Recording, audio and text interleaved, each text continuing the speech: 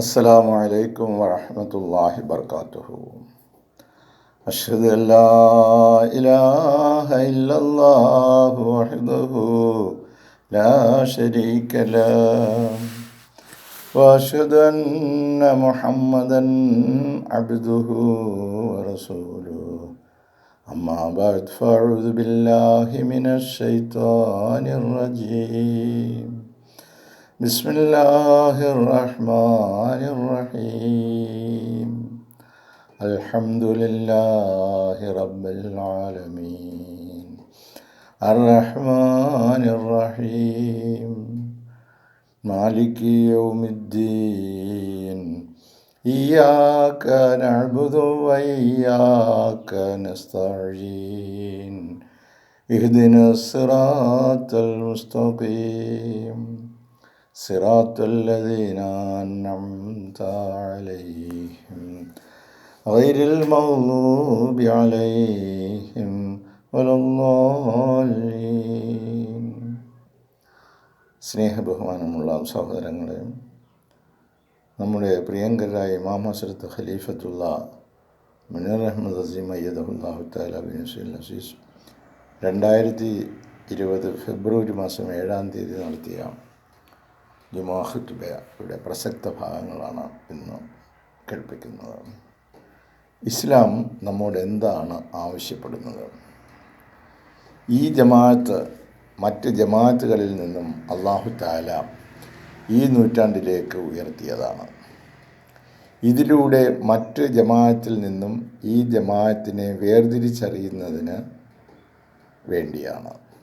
അതെങ്ങനെയെന്നാൽ, ഈ ജമാഅത്തിൽ അല്ലാഹു തആല അവൻ സ്വയം ഒരാളെ തിരഞ്ഞെടുത്ത് റൂഹുൽ ഖുദ്സുമായി നിയോഗിച്ചിരിക്കുന്നു. നിയോഗോദ്ദേശം മാനവ സമുദായത്തെ പൊതുവിലും മുസ്ലിങ്ങളെ പ്രത്യേകിച്ചും അന്ധകാരത്തിൽ നിന്നും നീക്കം ചെയ്ത് പ്രകാശത്തിലേക്ക് നയിക്കുന്നതിനാണ്. എന്നിട്ട് അവരെ ഇസ്ലാമിൻ്റെ യഥാർത്ഥ അധ്യാപനങ്ങൾ പഠിപ്പിക്കുന്നതിന് വേണ്ടിയാണ്. ദൈവിക അധ്യാപനങ്ങൾ പഠിപ്പിക്കുന്നതിന് വേണ്ടി. കാരണം യഥാർത്ഥ ദൈവിക അധ്യാപനങ്ങളെ പരിഹാസത്തിലകപ്പെടുത്തിയിരിക്കുകയാണ്. ഈ പറയപ്പെടുന്ന മുല്ലാക്കൾ, മതത്തിൻ്റെ രസജ്ഞന്മാർ, അവർ അതിൽ അനിസ്ലാമികമായ അനേകം കണ്ടുപിടുത്തങ്ങൾ നടത്തിയിരിക്കുകയാണ്. അവരത് മറ്റു മതത്തിൽ നിന്നും കടമെടുത്തതാണ്. അനിസ്ലാമിക സംസ്കാരങ്ങളിൽ നിന്നും അവർ കടമെടുത്തതാണ്. എന്നിട്ട് അത് ദീനിൻ്റെ ഭാഗമാക്കി മാറ്റി.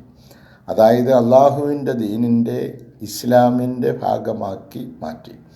ഈ മതം, അതിൻ്റെ പേര് അവൻ തന്നെയാണ് അതിന് നൽകിയിരിക്കുന്നത്. അത് അവൻ വിശുദ്ധ ഖുർആനിലൂടെ പ്രഖ്യാപിക്കുകയും ചെയ്തു.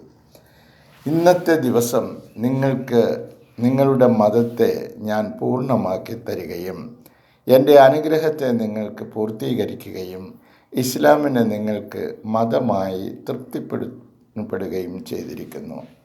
5-ാം അധ്യായം 4-ാം വചനത്തിലെ വിശുദ്ധ വചനത്തിൻ്റെ പരിഭാഷയാണിത്.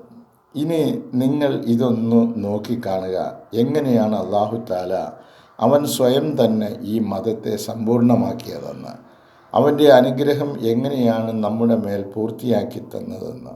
അതായത് അതിൽ അവൻ നമുക്ക് നന്മയായിട്ടുള്ളത് എന്തെല്ലാമാണോ അതെല്ലാം അവൻ അതിൽ ക്രമീകരിച്ചു.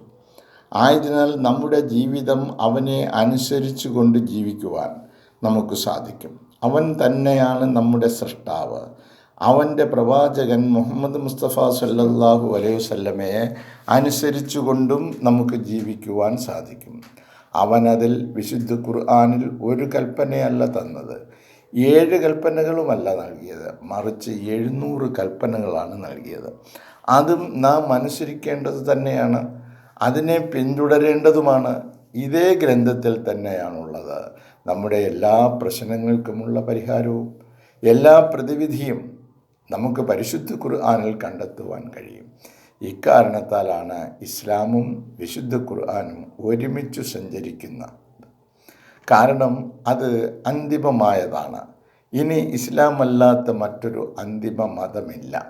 മറ്റൊരു മതമോ ഗ്രന്ഥമോ ഇനിയില്ല.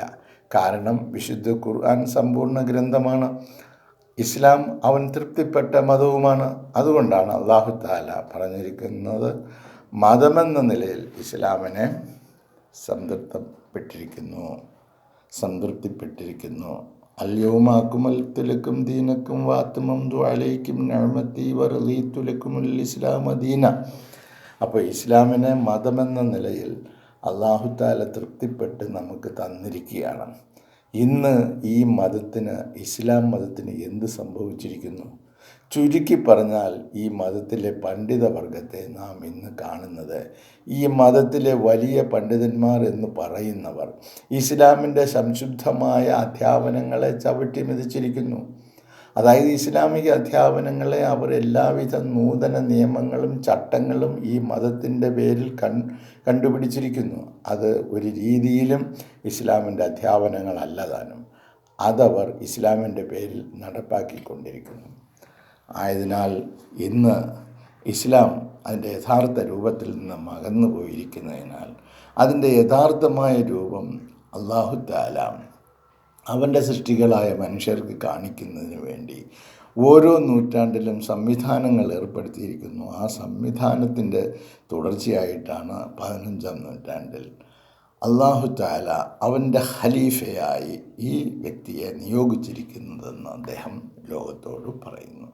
ആയതിനാൽ അദ്ദേഹം നൽകുന്ന ഇസ്ലാമിൻ്റെ യഥാർത്ഥമായ അധ്യാപനങ്ങളെ കുറിച്ച് മനസ്സിലാക്കുകയും അതനുസരിച്ച് നമ്മുടെ ജീവിതം പുനഃക്രമീകരിക്കുകയും ചെയ്യേണ്ടതാണ്.